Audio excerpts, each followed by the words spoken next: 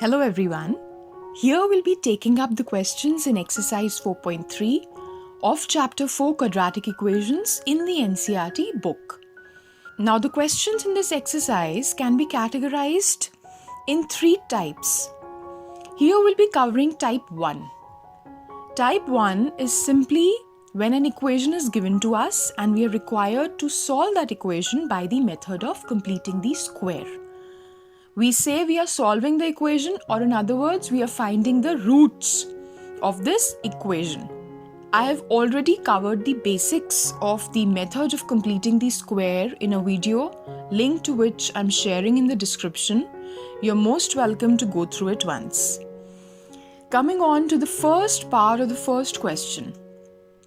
2x square minus 7x plus 3 is equal to 0 is given to us.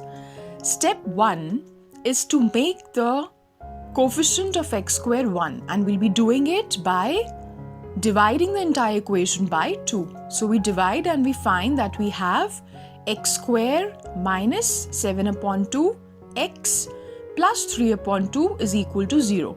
So we can see that the coefficient of x square here is 1. The coefficient of x is minus 7 upon 2 and the coefficient of x to the power 0 is 3 upon 2 in this quadratic equation. Now the next step was to see the coefficient of x, to square it and divide it by 4. So we'll find the value. We see that minus 7 upon 2 whole square upon 4 will give us 49 upon 4 upon 4.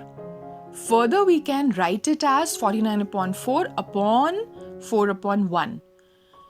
Now, 49 and 1 are kept in multiplied form, and 4 and 4 will be kept together in the multiplication, and we find the value that we have of minus 7 upon 2 whole square upon 4 is 49 upon 16. Next step was to add this found number with the first two terms and subtract it from the next third term of the equation. So we've done that in this step, you can see. So the next step is to keep the first three terms together and the next two terms together.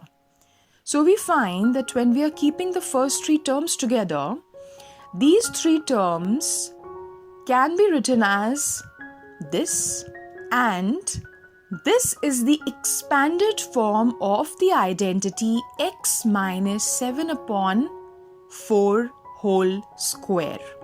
We are simply seeing that a minus b whole square, that is a square minus 2ab plus b square, is being applied in the first three terms. So now when we are keeping the next two terms together and solving, just for the sake of not getting confused, we take plus sign common and inside the brackets we keep whatever terms are there. So we've done that and we see that we have plus outside the brackets, and inside the brackets I get 3 upon 2 minus 49 upon 16. Next time taking the LCM and solving the bracket, and I get minus 25 upon 16 inside the brackets now. Now further I open the second bracket. So I've done that. Now I'll be taking this minus 25 upon 16 on the RHS and I get this equation. Now the next step is simply to check if this equal to that we've got is positive or negative. Here it's positive. So here we'll be applying case 2's condition. Condition is to take the square root on both the sides of this equation. So when we take the square root on both the sides of this equation, we see we have x minus 7 upon 4 whole square. So this whole square, it's cancelled out with the 1 upon 2 value of this root. So I get x minus 7 upon 4 is equal to something. Now what is this something? This something is the value of root 25 upon 16. 25 is written as 5 into 5 and 16 is written as 4 into 4. Well, this topic, squares and square roots, I'm assuming you're well aware of this because this is an 8th class topic and we are in 10th. So I assume that you already have studied this and you're well aware of this topic. So I simply get the value on the RHS as plus minus 5 upon 4. Now next, Two conditions are possible when the RHS is equal to positive 5 upon 4, and second is when the RHS is equal to negative 5 upon 4. So I solve the equations separately and I see that I get the two values of x as one is 3 and the other is 1 upon 2. Alright, so now I come on to the second part of the first question, that is 2x square plus x minus 4 is equal to 0. Now here also, since nothing is common in the first three terms, I simply move on to making the coefficient of x square as 1. So when I divide it by 2, I get x square plus x upon 2 minus 2 is equal to 0 as the equation. Next step is to check the coefficient of x. We find it is 1 upon 2 here. So we'll be squaring it and dividing the term by 4. And when I solve this, I get 1 upon 16. Now next, I am supposed to add this found number with the first two terms and subtract it from the third term here. So I'll do that. So this is how the equation looks like now. Now next is simply to keep the first three terms and check that this expansion is the expansion of which identity. Either it will be a plus b whole squares expansion or a minus b whole squares expansion. And also we'll be keeping the next two terms together and solving them.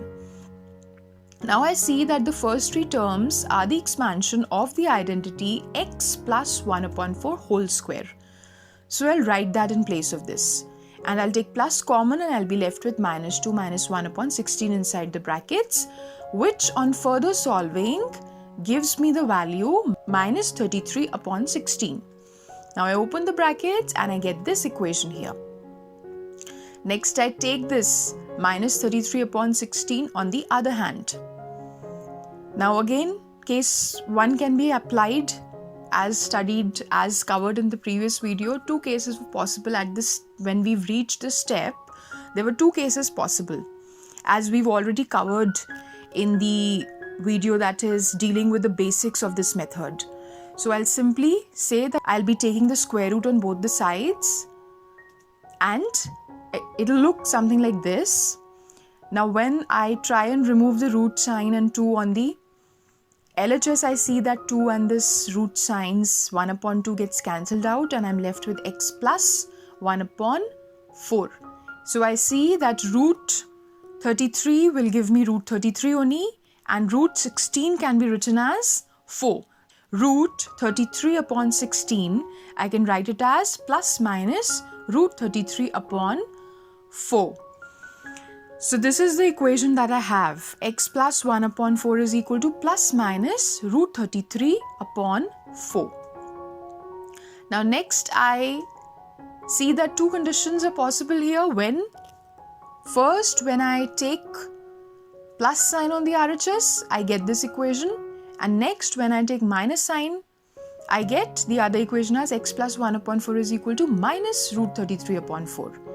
I keep solving these equations and I see that when I solve, I'll be taking this 1 upon 4 on the LHS to the RHS and further I'll take the LCM, and the two values of x that I have, one is x is equal to root 33 minus 1 upon 4 and the other is minus root 33 minus 1 upon 4.